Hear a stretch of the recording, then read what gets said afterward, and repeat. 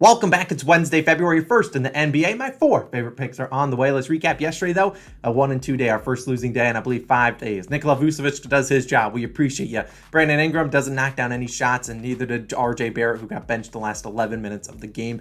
And day one of our ladder challenge was a failure. We'll talk about that in a little bit later on. But I do want to talk about all of January as a whole. We're on to a new month, and I want to do a monthly recap. As always, we were 56-39, up nearly 12 units on the month. If you remember somewhere in the middle there, we had a streak where we had 10 losing days in 11 days. We had a really cold streak, yet we're still coming up long term. That's what I try to preach to people. We're going to have bad days. No one can avoid a bad day, but we're trying to be profitable all year long. We're up over 60 units. We haven't had a negative month in the NBA this entire season, so we don't expect to make February our first. Now, if you are new, welcome you to the channel. My name's Austin. Thanks for tuning in on this Wednesday. If you want to go down below, hit that subscribe button, hit that like button. We do these videos every single day. And my last note, we do have a free group chat. We almost have 50,000 members in there on Chalkboard. It's the top link in the description. If you want to join, discuss plays in there, go for it. Well, I'd love to chat with you guys in there, so go join it. Top link in the description. And now I'm undecided on ladder challenge if we'll do it today or if we'll do something different, but I'll do something. It's a lot of fun interacting with you guys in the community. So if we run it back, who cares? It's only $10 at the end of the day, or maybe we do something different. That's similar kind of concept. We'll see. Stay tuned for that. I'll decide in a couple of hours after this video goes live. Now let's move on to our four plays. We've got a lot to get through. Start with this first one, probably on the thumbnail. Mr. Kyrie Irving. I like his over 41.5 PRAs, minus 120 on DraftKings. I'd probably play it's up to 43.5 because I imagine it probably closes near that. Now, Irving and the Nets are on the road in Boston taking on the Celtics, and they're on ESPN. So I expect Irving to show up, and if you need an individual line, probably points is the way to go. We're going to need Kyrie to at least score 25 points, hopefully 30, maybe 35, and Kyrie's being asked to carry this Brooklyn Nets offense. We obviously know Kevin Durant's out. Ben Simmons also out now, and TJ Warren, a guy off the bench that gives him buckets, he's out too. So Kyrie really is doing the heavy lifting, and over the last 7 games, he's been great. He's averaged 34.9 points per game, 7.6 assists per game, and 6.4 rebounds per game, a total of 48.9 PRAs. That's great. You look at the last 7 games, I won't read off all the numbers, but he's over in 6 of the 7. His only miss coming on the hook in his last game against the Lakers, who doubled him a lot. Now, Kyrie has averaged 23.3 field goal attempts per game. That's awesome. He's shooting it a ton, and Marcus Smart of the Celtics is going to be out. He's their best wing defender or best guard defender. While they maybe throw Derek White or Jaylen Brown on him, I just don't expect Kyrie to be clamped up by either of those two guys. Kyrie is the magician. He's going to have to carry this offense, and whether he's scoring the basketball or facilitating the offense, he certainly can get up to this 41.5 PRA line, and he's been doing a good job at rebounding the ball as well. I mean, Kyrie, we know if he gets and starts knocking down shots, he could hit this over and not need any rebounds or assists because he's that talented. We know he can go out there, drop a 40 piece. I think he's going to be needed out there for 38 to 40 something minutes, and I think he's also a good job at getting some rebounds. He's not going to guard Jaylen Brown. He's not going to guard Jason Tatum. So those are two guys that are going to shoot 20 times. Maybe those balls bounce Kyrie's way, and maybe he grabs a couple extra rebounds that they weren't expecting. So we'll take Kyrie Irving. We'll take his over in PRAs. Really like it. Think he has a big night. We'll ride with him. Now let's move on to my second play. Haven't seen a lot of people on this one, but I think this is a sneaky good one. Is Mr. Lauri Markkanen of the Utah Jazz, over 24.5 points, minus 115 on FanDuel. If you want to play this at 25.5, you can. I'd probably try to stick to the 24.5 if you can get that, or maybe try to lay a little bit of juice or same game parlay it with something safe. But at the end of the day, I think Markkanen has a big day, and you'll understand why. Now, he's at home, and the Jazz sit as 3-point favorites as they take on the Toronto Raptors, who will be missing OG and Anunoby, but the Jazz are mostly healthy. Now, usually when I would look at Raptors games, I'm targeting unders. I'm normally looking at the star players, trying to find their unders, and there's normally a reason why, because this Raptors team loves to double team guys, loves to blitz guys. However, it's much easier to double team a guy like, I don't know, James Harden or Jason Tatum, guys that are bringing the ball up the court and trying to facilitate and make plays. That's not Lauri Markkanen's game. He's more of a catch and shoot guy, a big one at that, and he's gonna, if he gets the ball and they close in on him too quick, he's gonna drive to the basket, should be able to get to the free throw line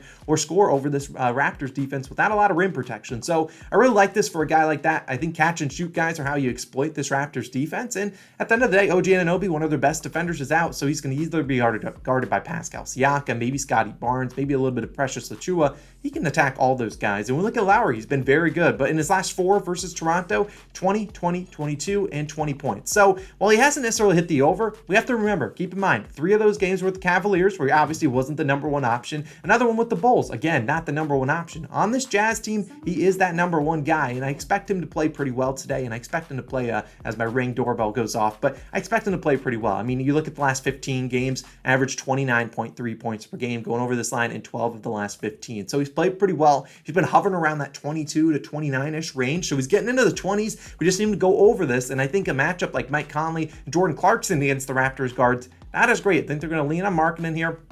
The Jazz are favored, and I think they're favored for a reason. I think that's a good sign. I don't see this Jazz team winning this game outright if Markkanen is not playing well. So I'll take his over 24.5 points. I think it's a good one. I don't think a lot of people will be on him today, but we'll be riding with him. Now, my third play is definitely going to be someone that you would not expect. I don't think we've talked about him once this season.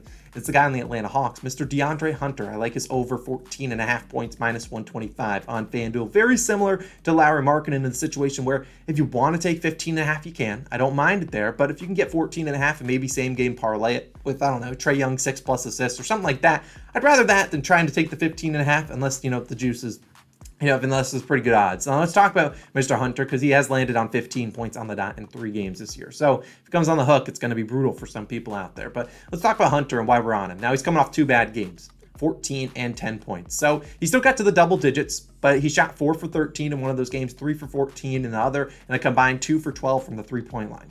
Like, he hasn't shot well, but I love to target these guys who are coming off 2 bad shooting games. I know the volume's going to be there, and we're still low line. It's not like we're asking Mr. Hunter to go out there and drop us a 25 piece. No, we're asking him to go out there and get 15 points. He's going to play enough minutes to do that. Now, on the season, you see Mr. Hunter averaging 15.6 points per game. So this is below his line. And since November, Hunter yet to go under this line in 3 straight games all year since November. I mean, I think he had one stretch at the beginning of October, or late October when the NBA started, where he went under in 3 straight. I think he ended with 14 in one of those games, but he's rarely getting 3 straight bad games. And I don't expect that starting here. I like his matchup today against the Suns. Now that the Suns, pretty decent defensive team, especially against guards, but that's not what Hunter's position is. They're going to see Mikal Bridges probably go out and guard DeJounte Murray or Trae Young. Both those 2 guys are normally playing 48 minutes, separate but equal, and Mikal Bridges is going to play basically 40 minutes. So he'll be out there guarding one of those 2. And then you're going to see maybe a guy like Cam Johnson, maybe Torrey Craig on a guy like DeAndre Hunter, and Hunter's a guy that can attack those guys. A guy that can also is a pretty decent catch and shoot guy, just hasn't been knocking down his shots the last 2 games. I think he steps up here. Also a guy that can get to the free throw line. He's gotten to the free throw line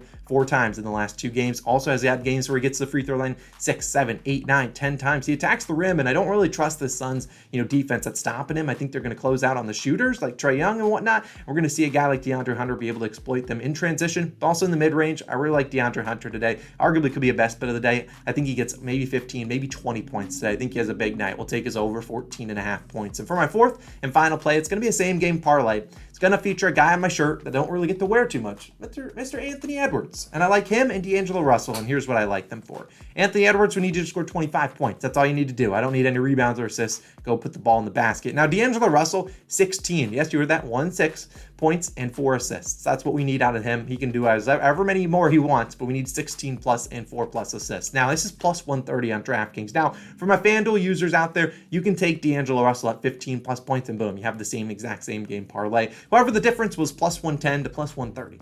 I have faith if D'Angelo Russell is going to get 15 points, I'll probably get 16. Knock on wood. If he ends on 15, then I'm going to be in pain. But I think the plus 20 difference there is pretty worth it in my eyes. And you look at the Warriors as they take on the Warriors. They're at home, the Timberwolves, that is. And the Warriors are only 2.5 point favorites. You want a sucker bet? Boom. There's your sucker bet of the day. The Warriors got 78% of the money on their, or 78% of the bets on their spread, 76 on their money line. So people are just going to load up and throw Warriors money line in all their parlays. And I just don't think it's that simple. I don't care if I'm not saying the Warriors lose this game, but I'm saying if this spread is this close, D'Angelo Russell and Ant-Man have to step up and play pretty well. It's pretty obvious. Edwards has played well as of late, and he's played well against the Warriors, scoring 26 and 27 in his last 2 against them.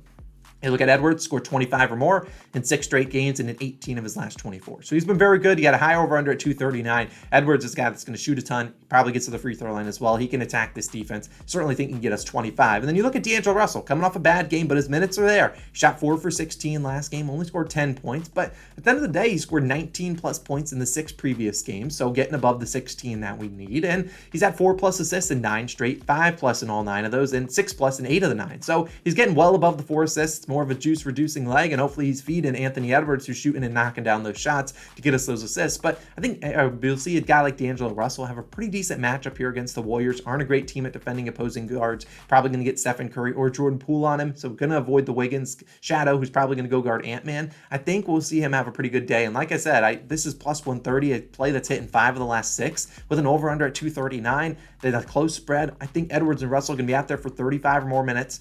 they certainly can get it done. So we'll take all 4 of those plays. If we go 4-0, bring out that broom again, that would be electric. Those are my 4 favorite plays. Stay tuned on any ladder challenge or something different that we do. We'll post that on the YouTube Shorts, on our TikTok, on our Instagram. And as a reminder, I appreciate you guys for support the channel. You guys have been showing tons of support. We're closing in on 150,000 subscribers, which is absolutely nuts. So thank you guys all so much for the support. We can't do without you guys. My name's Austin. I'll see you guys in the next one.